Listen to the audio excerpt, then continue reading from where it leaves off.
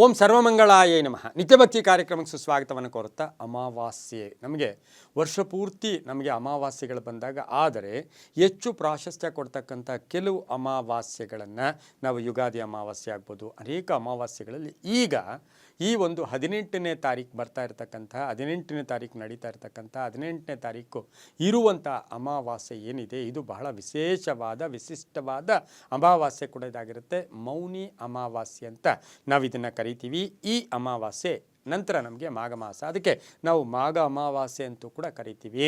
ಆದರೆ ಈ ಅಮಾವಾಸ್ಯೆ ದಿನ ಇದು ಭಾನುವಾರ ಬಂದಿರತಕ್ಕಂಥದ್ದು ಆಗಿದ್ದು, ಇದಕ್ಕೆ ಎಷ್ಟು ಪ್ರಾಶಸ್ತ್ಯ ಕೊಡ್ತೀವಿ ಅಂತ ಹೇಳಿದ್ರೆ, ಸಾಕ್ಷಾತ್ತು ನಮಗೆ ಏನು ಈಗ ನಾವು ಅಮಾವಾಸ್ಯೆ, ನಾವು ಮಹಾಲಯ ಅಮಾವಾಸ್ಯೆಯನ್ನು ಆಚರಣೆ ಮಾಡಿ ಪೂರ್ವಿಕರನ್ನೆಲ್ಲ ಸ್ಮರಣೆ ಮಾಡಿ ಪೂರ್ವಿಕರಿಗೆ ನಾವು ಯಥಾವಿಧಿಯಾಗಿ ಶ್ರಾದ್ದಗಳನ್ನು ತರ್ಪಣಗಳನ್ನು ಅರ್ಪಣೆ ಮಾಡೋದು ಆದರೆ ಈ ಅಮಾವಾಸ್ಯೆಗೆ ಸಾಕ್ಷಾತ್ ಪೂರ್ವಿಕರ ಒಂದು ನೆನಪುಗಳು, ಪೂರ್ವಿಕರ ಛಾಯೆ, ಪೂರ್ವಿಕರು ಅಥವಾ ಹಿರಿಯರು ಅಥವಾ ನಮಗೆ ಸ್ವರ್ಗಸ್ಥರಾಗಿರ್ತಕ್ಕಂಥವರು ಇವರು ಇವತ್ತಿನ ದಿನ ನಿಮ್ಮ ಸ್ವಪ್ನದಲ್ಲೂ ಕೂಡ ಬರ್ತಕ್ಕಂಥ ಸಾಧ್ಯತೆಗಳು ಕೆಲವರಿಗೆ ಸಾಕ್ಷಾತ್ ಇರುತ್ತೆ.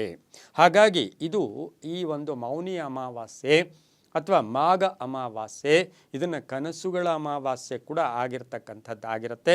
ಇನ್ನು ಈ ಅಮಾವಾಸ್ಯೆಯ ದಿನ ಏನು ಯಾವ ರೀತಿಯ ವಿಶೇಷತೆಗಳಿರುತ್ತೆ, ಇದರ ಫಲ ಏನು? ಯಾಕೆಂದರೆ ನಮಗೆ ಮಾಘ ಮಾಸ ಅಂದರೆ ಮಾಘ ಸ್ನಾನ, ಮಾಘ ಮಾಸ ಅಂದ್ರೇ ಮಾಘ ಸ್ನಾನ. ಆದರೆ ಈ ಅಮಾವಾಸ್ಯೆಯ ದಿನ ನಮ್ಮ ಪೂರ್ವಿಕರಿಗೆ ಮೀಸಲಾದ ಇದು ಮೌನಿ ಅಮಾವಾಸ್ಯೆ ಕೂಡ ಇದಾಗಿರುತ್ತೆ. ಈ ಅಮಾವಾಸ್ಯೆಯೆಂದು ಪೂರ್ವಿಕರ ನೆನಪುಗಳು, ಅವರ ಅಂಶಗಳು ನಮ್ಮ ಸುತ್ತಲೂ ಓಡಾಡ್ತಾ ಇರುತ್ತೆ. ಅವರಿಗೆ ನಾವು ತರ್ಪಣಗಳನ್ನು, ಅವರಿಗೆ ಶ್ರಾದ್ದ ಅರ್ಪಿಸೋದಕ್ಕಿಂತ ಮಿಗಿಲಾಗಿ ಅವರಿಗೆ ತೃಪ್ತಿಪಡಿಸೋದಕ್ಕೆ ಹಲವಾರು ಮಾರ್ಗಗಳು ಕೂಡ ಇವತ್ತಿನ ದಿವಸ ಇರುತ್ತೆ.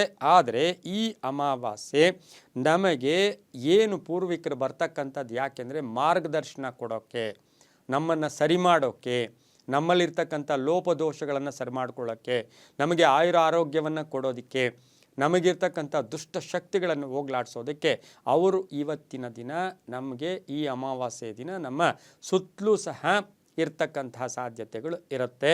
ಇವತ್ತಿನ ಅವರಿಗೆ ಸಂತೃಪ್ತಿ ಪಡಿಸೋದಕ್ಕೆ ನಾವೇನು ಮಾಡಬೇಕು ಅಂದರೆ, ಈ ಅಮಾವಾಸ್ಯೆಯ ದಿನ ನಾವು ಕೊಡ್ತಕ್ಕಂತಹ ದಾನ, ನಾವು ನೀಡ್ತಕ್ಕಂಥ ಬೇರೆಯವರ ಮನಸ್ಸನ್ನು ಸಂತೃಪ್ತಿ ಪಡಿಸಿದರೆ ನಮ್ಮ ಪೂರ್ವಿಕರು ಕೂಡ ಇವತ್ತಿನ ದಿವಸ ಸಂತೃಪ್ತಿ ಪಡಿತಾರೆ.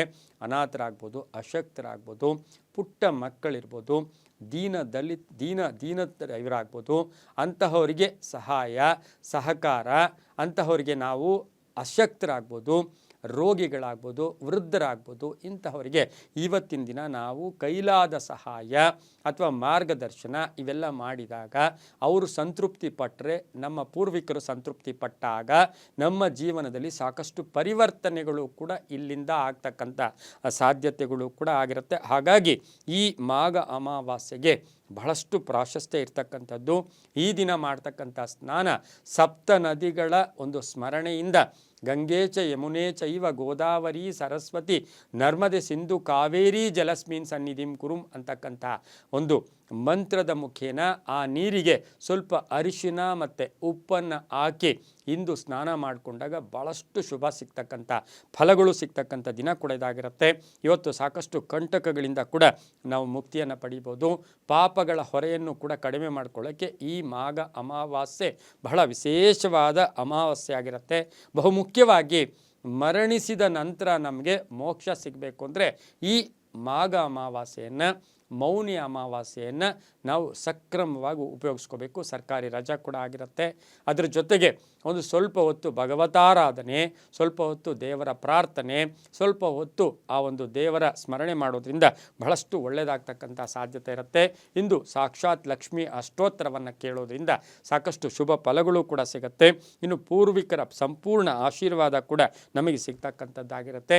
ಇನ್ನು ಯಥಾವಿಧಿಯಾಗಿ ತರ್ಪಣ ಶ್ರಾದ್ದಗಳನ್ನು ನಿಮ್ಮ ಪಾಡು ನೀವು ಮಾಡ್ಕೊಳ್ಳೋದ್ರ ಜೊತೆಗೆ ಇಲ್ಲಿ ಪೂರ್ವಿಕರ ಒಂದು ಅಂಶ ನಮ್ಮಲ್ಲಿರ್ತಕ್ಕಂಥ ಆ ಸುತ್ತಲೂ ಇರ್ತಕ್ಕಂಥ ಅವರಿಗೆ ಸಂತೃಪ್ತಿ ಪಡಿಸೋದಕ್ಕೋಸ್ಕರ ನೀವು ಹಣ್ಣುಗಳನ್ನು ದಾನ ಮಾಡೋದು, ತರಕಾರಿಗಳನ್ನು ದಾನ ಮಾಡೋದು, ಯಾರಿಗಾದರೂ ವಿಪ್ರರಿಗೆ, ಅನುಕೂಲಸ್ಥರಿಗೆ, ಪಾಪ ಬ್ರಾಹ್ಮಣರಿಗೆ ಅಥವಾ ಅರ್ಚಕರು ಅವರಿಗೆ ಒಂದು ಹೊತ್ತಿಗೆ ಆಗ್ತಕ್ಕಂಥ ಎಲ್ಲವನ್ನೂ ಕೂಡ ಆಹಾರ ಪದಾರ್ಥಗಳನ್ನು ದಾನ ಮಾಡೋದ್ರಿಂದ, ಹಾಗೆಯೇ ದವಸ ಧಾನ್ಯಗಳನ್ನು ದಾನ ಮಾಡೋದ್ರಿಂದ, ಔಷಧಿಗಳನ್ನು ದಾನ ಮಾಡೋದ್ರಿಂದ, ಹಾಲನ್ನು ದಾನ ಮಾಡೋದ್ರಿಂದ, ಮೊಸರನ್ನು ದಾನ ಮಾಡೋದ್ರಿಂದ, ದಾನ ಕೇವಲ ನಾವು ಏನು ದಾನಂ ದಹತಿ ಪಾಪಂ ಅವು ಕೊಡೋದ್ರಿಂದ ಸಾಕಷ್ಟು ಒಳ್ಳೆಯದು ಕೂಡ ಆಗ್ತೈತೆ.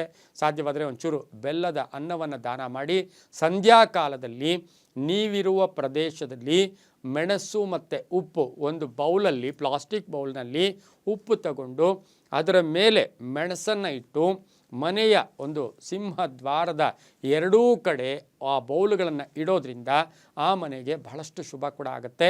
ಹಾಗಾಗಿ ಈ ಮೌನಿ ಅಮಾವಾಸ್ಯೆ, ಮಾಘ ಅಮಾವಾಸ್ಯೆ ಪ್ರಾರ್ಥನೆಗೆ, ಪೂಜೆಗೆ ಬಹಳಷ್ಟು ಪ್ರಾಶಸ್ತ್ಯ ಇರ್ತಕ್ಕಂಥದ್ದು. ಇಂದು ಜಪಿಸಬೇಕಾಗಿರ್ತಕ್ಕಂಥ ಸಣ್ಣ ಮಂತ್ರ ಓಂ ಶ್ರೀ ಲಕ್ಷ್ಮೀ ಗಣಪತಯೇ ನಮಃ, ಓಂ ಶ್ರೀ ಲಕ್ಷ್ಮೀ ಗಣಪತಯೇ ನಮಃ. ಈ ಮಂತ್ರವನ್ನು ಜಪ ಮಾಡ್ಕೊಳ್ಳಿ, ತುಂಬಾ ಒಳ್ಳೆಯದಾಗುತ್ತೆ. ಎಲ್ಲವೂ ಕೂಡ ನಂಬಿಕೆಯ ಆಧಾರದಲ್ಲಿ ಅಂತ ಹೇಳ್ತಾ ಸರ್ವೇ ಜನ ಸುಖಿನೋ ಭವಂತು, ಸಮಸ್ತ ಸನ್ಮಂಗಳಾನಿ ಭವಂತು.